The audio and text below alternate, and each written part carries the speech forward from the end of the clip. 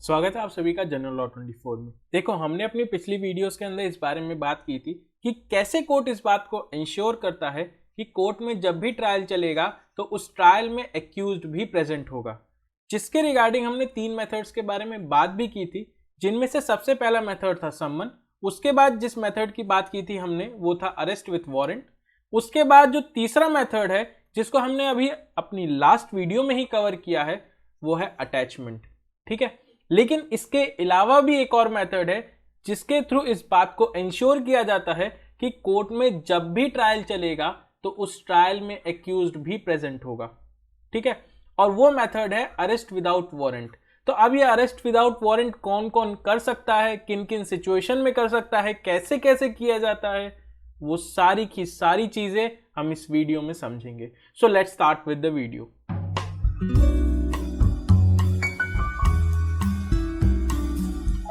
ठीक है, तो बिना वारंट के अरेस्ट करने की पावर सीआरपीसी में सबसे पहले किसी को दी गई है तो वो है पुलिस।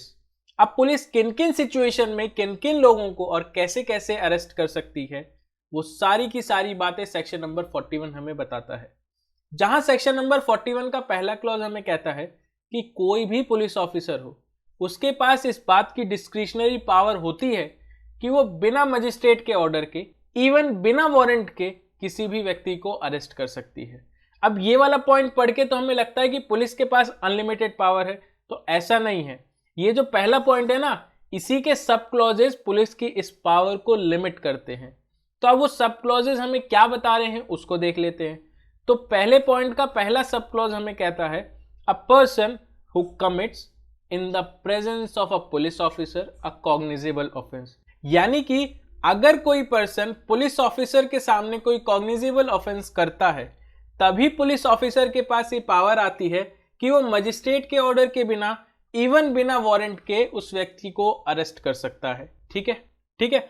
तो उसके बाद पहले क्लॉज की बी पॉइंट की हम बात करें तो बी पॉइंट हमसे कहता है कि अगर पुलिस ऑफिसर को किसी एक्स पर्सन के अगेंस्ट रीजनेबल कंप्लेंट मिलती है कि उसने कॉग्निजेबल ऑफेंस किया है जिसकी सजा 7 साल या उससे कम की है, या फिर पुलिस ऑफिसर को अपने किसी सोर्स से या कहीं और से कोई क्रेडिबल इंफॉर्मेशन मिलती है इस एक्स पर्सन के अगेंस्ट कि इस एक्स पर्सन ने कोई कॉग्निजेबल ऑफेंस किया है जिसकी सजा 7 साल या उससे कम की है, या फिर पुलिस ऑफिसर को खुद इस एक्स पर्सन पर शक होता है कि इस एक्स पर्सन ने कोई कॉग्निजेबल ऑफेंस किया है जिसकी सजा 7 साल या उससे कम की है।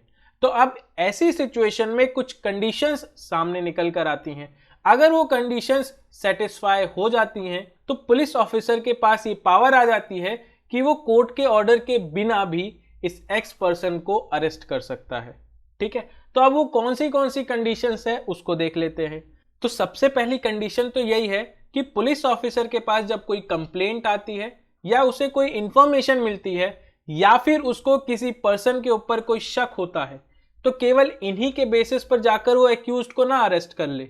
उसके पास एटलीस्ट कोई तो रीजन होना चाहिए जिसके ऊपर वो विश्वास कर सके कि हाँ, मेरे पास ये रीजन है, मैं इसके बेसिस पर जाकर एक्यूज्ड को बिना वारंट के अरेस्ट कर सकता हूं। ठीक है ना, पुलिस ऑफिसर को कोई प्राइमा फेसी एविडेंस मिल नहीं रहा है, कुछ भी नहीं मिल रहा है, कोई रीजन नहीं मिल रहा है, फिर भी केवल कंप्लेंट के बेसिस पर, इंफॉर्मेशन के बेसिस पर, या फिर उसको कोई शक हो रहा है, केवल उसी बेसिस पर जाकर एक्यूज्ड को अरेस्ट कर ले, तो वहां पर वो अरेस्ट इलीगल माना जाएगा।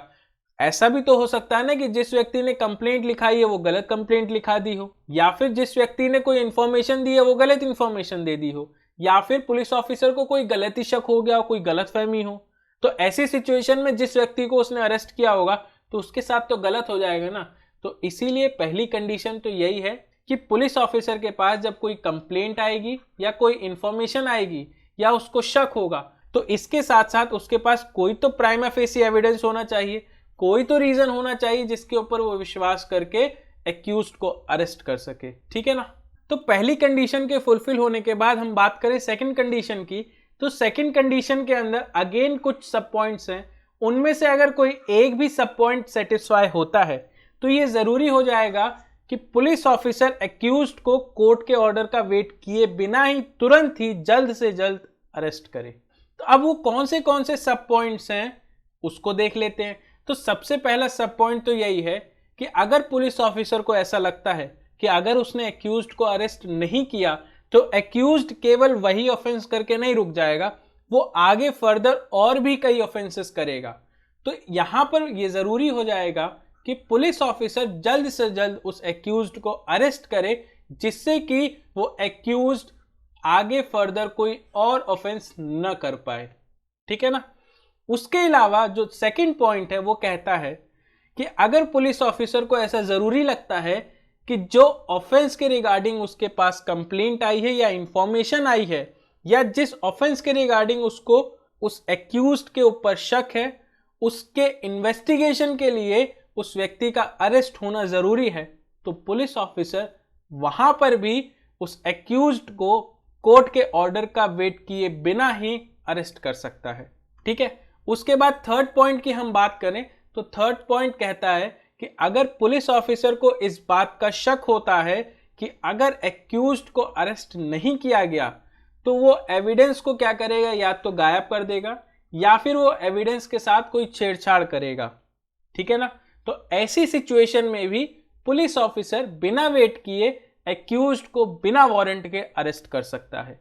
उसके बाद बात करें फोर्थ पॉइंट की, तो फोर्थ पॉइंट सिंपल हमको कहता है कि अगर पुलिस ऑफिसर को ऐसा लगता है कि अगर एक्यूज्ड को अरेस्ट नहीं किया गया तो वो एक्यूज्ड आई विटनेसेस या फिर कोई और विटनेसेस हैं उनको इंड्यूस करेगा, थ्रेट करेगा या फिर उनको प्रॉमिस करेगा कि देखो ऐसा मेरे अगेंस्ट गवाही मत देना, मैं तुम्हारे लिए ये कर सकता हूं। ठीक है ना। या फिर मैं ये तुम्हारे लिए करूंगा। तो ऐसी सिचुएशन में जहां पर एक्यूज्ड विटनेसेस को हॉस्टाइल बना रहा है तो वहां पर भी पुलिस ऑफिसर एक्यूज्ड को बिना वेट किए अरेस्ट कर सकता है। उसके बाद अगर पुलिस ऑफिसर को लगता है कि कोर्ट के अंदर जो ट्रायल चलेगा तो उस ट्रायल में एक्यूज्ड की प्रेजेंस को इंश्योर करने के लिए ये जरूरी है कि एक्यूज्ड को अरेस्ट किया जाए, वरना एक्यूज्ड फरार हो जाएगा, तो वहां पर भी पुलिस ऑफिसर बिना कोर्ट के ऑर्डर का वेट किए एक्यूज्ड को जल्द से जल्द अरेस्ट कर सकता है। ठीक है ना। तो सेक्शन नंबर 41 के पहले क्लॉज के तहत अगर पुलिस ऑफिसर कोर्ट के ऑर्डर के बिना या फिर बिना वारंट के एक्यूज्ड को अरेस्ट करने जाता है तो अरेस्ट करते वक्त उसको अपना रीजन राइटिंग में रिकॉर्ड करना जरूरी है। ठीक है ना। लेकिन साल 2010 में इसके अंदर एक प्रोवाइजो ऐड किया गया और उसमें कहा गया कि अगर पुलिस ऑफिसर के पास कोई कंप्लेंट आती है या फिर पुलिस ऑफिसर को कोई इंफॉर्मेशन मिलती है या फिर पुलिस ऑफिसर को किसी पर्सन के ऊपर कोई शक होता है, फिर भी वो पुलिस ऑफिसर अगर एक्यूज्ड को अरेस्ट नहीं करता है तो वहां पर भी पुलिस ऑफिसर एक्यूज्ड को अरेस्ट क्यों नहीं कर रहा है उसका रीजन भी राइटिंग में रिकॉर्ड करना जरूरी होगा। ठीक है ना। तो यानी कि पुलिस ऑफिसर अरेस्ट करने जाएगा तो भी राइटिंग में अपना रीजन रिकॉर्ड करेगा और अगर अरेस्ट करने नहीं जाएगा तो भी अपना रीजन राइटिंग में रिकॉर्ड करेगा कि वो क्यों नहीं जा रहा है एक्यूज्ड को अरेस्ट करने के लिए। ठीक है। तो देखो अभी तक हमने बी पॉइंट में जितना पढ़ा ओरिजिनली उतना ही था, लेकिन साल 2010 में अमेंडमेंट करके एक पॉइंट और जोड़ दिया गया, that is B A. B A कुछ अलग बात नहीं करता, बस थोड़ा सा डिफरेंस पैदा करता है पॉइंट नंबर बी में। जहां पॉइंट नंबर बी उन कॉग्निजेबल ऑफेंस के बारे में बात करता है जिनके अंदर सजा या तो 7 साल या उससे कम की है, वही पॉइंट बी ए बात करता है उन ऑफेंसेस के रिगार्डिंग जहां पर सजा या तो 7 साल या उससे ज्यादा की है। तो सिंपल कहता है कि अगर कोई व्यक्ति है जिसने कोई ऐसा ऑफेंस किया है जिसके अंदर सजा का प्रावधान या तो 7 साल या उससे ज्यादा का है, तो वहां पर पुलिस ऑफिसर एक्यूज्ड को बिना कोर्ट के ऑर्डर का वेट किए अरेस्ट कर सकता है। ठीक है। और यहां पर वही कंडीशंस अप्लाई होंगी जो अभी हमने पॉइंट नंबर बी में पढ़ी। ठीक है। उसके बाद हम क्लॉज नंबर 1 के सी पॉइंट की बात करें तो सी पॉइंट हमसे कहता है कि अगर सीआरपीसी के तहत किसी कोर्ट ने या फिर किसी स्टेट गवर्नमेंट ने किसी व्यक्ति को प्रोक्लेम्ड ऑफेंडर घोषित कर दिया है, यानी कि भगौड़ा घोषित कर दिया है, तो वहां पर भी पुलिस ऑफिसर बिना कोर्ट के ऑर्डर के या फिर बिना वारंट के उस व्यक्ति को जिसे भगौड़ा घोषित कर दिया गया है उसे अरेस्ट कर सकती है। ठीक है ना। अब प्रोक्लेम्ड ऑफेंडर कोर्ट कैसे घोषित करती है उसको हमने अपनी पिछली वीडियो में कवर किया हुआ है। ठीक है। तो उसके बाद बात करें हम क्लॉज नंबर 1 के डी पॉइंट की, तो डी पॉइंट कहता है कि कोई एक एक्स पर्सन है, उसके पोजेशन में कोई प्रॉपर्टी है, ठीक है ना। अब पुलिस ऑफिसर को इस बात का शक है और उसके पास एक रीजन भी है बिलीव करने को कि ये जो प्रॉपर्टी है ना एक्स के पास, ये कैसी प्रॉपर्टी है, ये स्टोलन प्रॉपर्टी है और ये एक्स व्यक्ति खुद ही हो सकता है कि इस प्रॉपर्टी को चुराया हुआ हो। तो ऐसी सिचुएशन में भी पुलिस ऑफिसर कोर्ट के ऑर्डर का वेट नहीं करेगी, इस एक्स पर्सन को तुरंत गिरफ्तार कर लेगी और इस स्टोलन प्रॉपर्टी को सीज कर लेगी, ठीक है ना। उसके बाद बात करें हम क्लॉज नंबर 1 के ई पॉइंट की, तो ई पॉइंट कहता है कि अगर कोई पुलिस ऑफिसर कोई काम कर रहा है अपनी ड्यूटी में, वहां पर अगर पुलिस ऑफिसर को कोई व्यक्ति उसकी ड्यूटी में दखल देता है, कोई ऑब्स्ट्रक्शन पैदा करता है, तो वहां पर भी पुलिस ऑफिसर उस एक्यूज्ड व्यक्ति को बिना कोर्ट के ऑर्डर का वेट किए हुए बिना वारंट के अरेस्ट कर सकता है, ठीक है ना। या फिर अगर पुलिस ऑफिसर ने किसी व्यक्ति को अरेस्ट कर अपनी लॉफुल कस्टडी में लिया है और उस लॉफुल कस्टडी से वो एक्यूज्ड भाग जाता है या फिर अटेम्प्ट करता है भागने का, तो वहां पर भी पुलिस ऑफिसर कोर्ट के ऑर्डर का वेट नहीं करेगा कि जाकर मैं पहले वारंट ले आऊं फिर अरेस्ट करता हूं। तो ऐसा नहीं होगा, पुलिस ऑफिसर तुरंत एक्यूज्ड को पहले अरेस्ट करेगा, उसके बाद कोर्ट में ले जाकर प्रेजेंट करेगा, ठीक है। उसके बाद बात करें हम फर्स्ट क्लॉज के एफ पॉइंट की, तो एफ पॉइंट कहता है कि अगर कोई भी व्यक्ति जो इंडियन आर्म्ड फोर्सेस में है और वो वहां से भाग जाता है, तो उस व्यक्ति को भी अरेस्ट कर सकती है police, even without a warrant और without an order from a magistrate, ठीक है ना। उसके बाद बात करें पहले क्लॉज के जी पॉइंट की, तो जी पॉइंट बात करता है एक्स्ट्राडिशन के बारे में। यानी कि सपोज करो कोई एक एक्स पर्सन है जिसने लंदन के अंदर कोई क्राइम कमिट किया और उसके बाद वो इंडिया भाग आया। अब लंदन की गवर्नमेंट इंडियन गवर्नमेंट को बोलती है कि हमारे यहाँ ये एक एक्स पर्सन है, ये हमारे यहाँ से क्राइम कर आपके यहाँ भाग गया है, तो इसे पकड़कर हमें वापस कीजिए, ठीक है ना। तो अब ऐसी सिचुएशन में अगर इंडिया और इंग्लैंड के बीच में एक्स्ट्राडिशन ट्रीटी हो रखी होगी और इस एक्स ने जो एक्ट लंदन में किया है जिसके हिसाब से ब्रिटेन के अंदर उसे क्राइम माना जा रहा है, वही एक्ट अगर इंडिया के अंदर भी क्राइम माना जाएगा, तभी इंडियन पुलिस उस एक्स पर्सन को बिना कोर्ट के ऑर्डर के, बिना वारंट के अरेस्ट कर सकती है, ठीक है ना। नाउ अब हम बात करें फर्स्ट क्लॉज के एच पॉइंट की, तो एच पॉइंट कहता है कि सपोज करो कोई एक एक्स पर्सन है जिसने कोई ऑफेंस कमिट किया, उसके बेसिस पे ट्रायल चला और उसके बाद इस एक्स पर्सन को कोर्ट ने क्या किया, सजा सुना दी। सपोज करो 5 साल की सजा सुनाई है और उसी 5 साल के दौरान एक्स पर्सन को कोर्ट ने 1 महीने के पैरोल पर छोड़ दिया है जब एक्स ने रिक्वेस्ट किया था, ठीक है। लेकिन जब एक्स पैरोल पे बाहर जाएगा उससे पहले कुछ टर्म्स एंड कंडीशंस होती हैं जो एक्स को बताई जाती हैं कि आपको ये टर्म्स एंड कंडीशन ब्रीच नहीं करना है।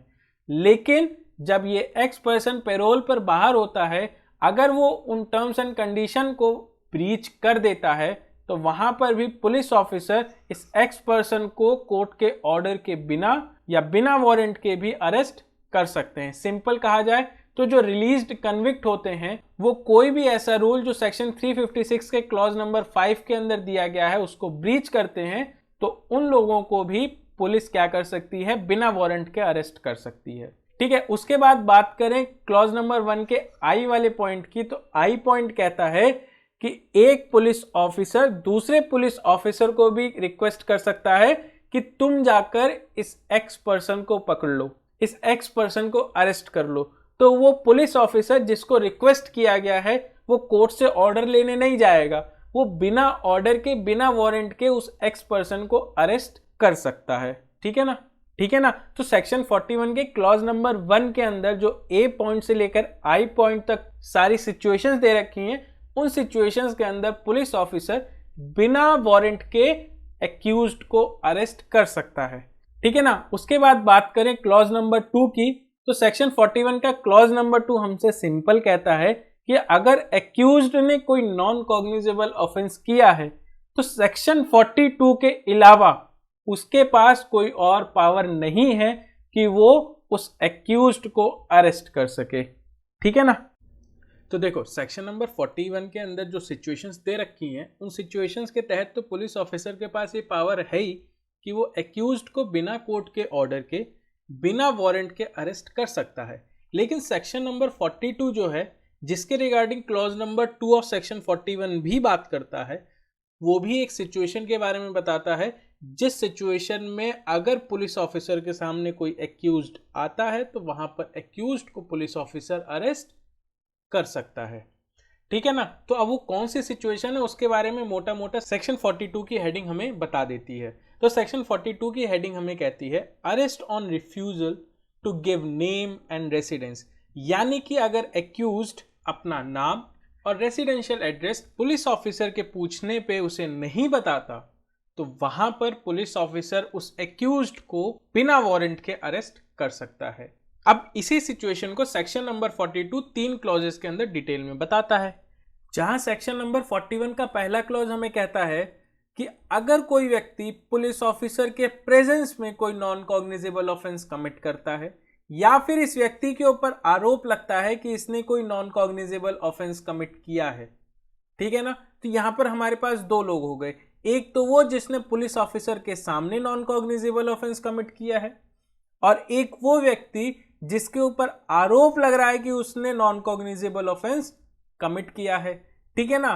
तो अब इन दोनों व्यक्तियों से क्या करता है पुलिस ऑफिसर, उसका नाम या रेसिडेंशियल एड्रेस या दोनों ही चीज पूछता है, ठीक है ना। तो अब पुलिस ऑफिसर के ऐसा सवाल करने पर एक्यूज्ड या तो अपना नाम और रेसिडेंशियल एड्रेस छुपाता है या फिर गलत बताता है, तो वहां पर पुलिस ऑफिसर क्या कर सकता है, इस व्यक्ति को जिसके ऊपर आरोप है या फिर जिसने पुलिस ऑफिसर के सामने नॉन कॉग्निजेबल ऑफेंस किया है उसको अरेस्ट कर सकता है। किस पर्पस के लिए, केवल इस पर्पस के लिए कि इस व्यक्ति का क्या नाम है और क्या रेसिडेंशियल एड्रेस है उसे पता किया जा सके। इन्वेस्टिगेशन यहां पर पर्पस नहीं है।